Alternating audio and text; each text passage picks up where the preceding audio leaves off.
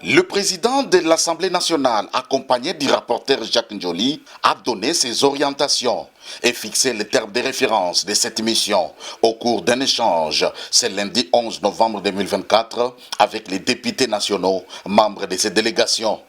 C'est avec la bénédiction de la plénière qu'une délégation des 11 députés nationaux conduite par l'honorable Lambert Mende Omalanga se rendra à Kampala avec pour mission d'échanger avec les autorités parlementaires ougandaises et les groupes d'amitié RDC-Ouganda sur le renforcement de la diplomatie parlementaire constructive pour la paix entre les deux nations.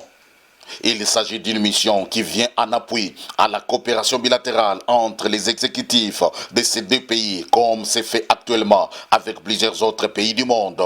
Nous sommes venus rencontrer le président et les membres du bureau qui l'entouraient pour recevoir les termes de référence de cette mission, qui est une mission interparlementaire d'établissement d'une coordination bilatérale entre le Parlement de la République démocratique du Congo et le Parlement de l'Ouganda, pays voisin de la République démocratique du Congo, avec lequel nous lie une série d'accords, notamment la mutualisation des forces qui se déroule maintenant dans certaines provinces de l'Est contre les forces terroristes des ADF NALU qui subissent quand même quelques échecs et nous voudrions comprendre comment améliorer cette collaboration qui s'est mise en route entre notre gouvernement et le gouvernement ougandais. Nous sommes un parlement responsable,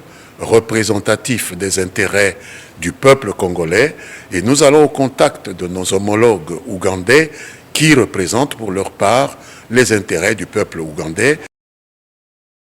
Cette initiative découle des échanges que le président de l'Assemblée nationale, le professeur Vital Kamerhe, a eu avec son homologue ougandaise, l'honorable Anita Amongo, à Accra, au Ghana, à marge de la deuxième Assemblée générale de la conférence des présidents des parlements africains.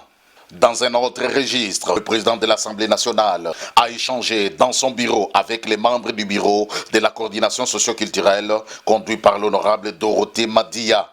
Ils étaient venus lui faire part de l'organisation interne de cette commission permanente qui comptera en premier lieu 4 sous-commissions. En ce qui concerne la commission socio-culturelle, nous avons 3 sous-commissions pour l'instant, mais au regard de l'importance de cette commission qui s'occupe de tout ce qui est social du Congolais, donc il a été question qu'on puisse élargir, donc on en aura 4.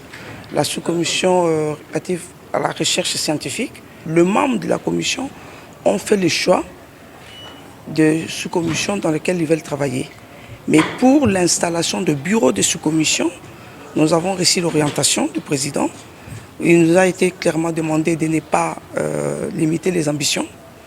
Donc les choses se feront de manière consensuelle en tenant compte des critères évidemment d'équilibre, et les genres bien entendu, et puis d'autres critères de la compétence. Vital Kamerhe a donné sa vision par rapport à cette commission en rassurant aux membres de son bureau tout son appui.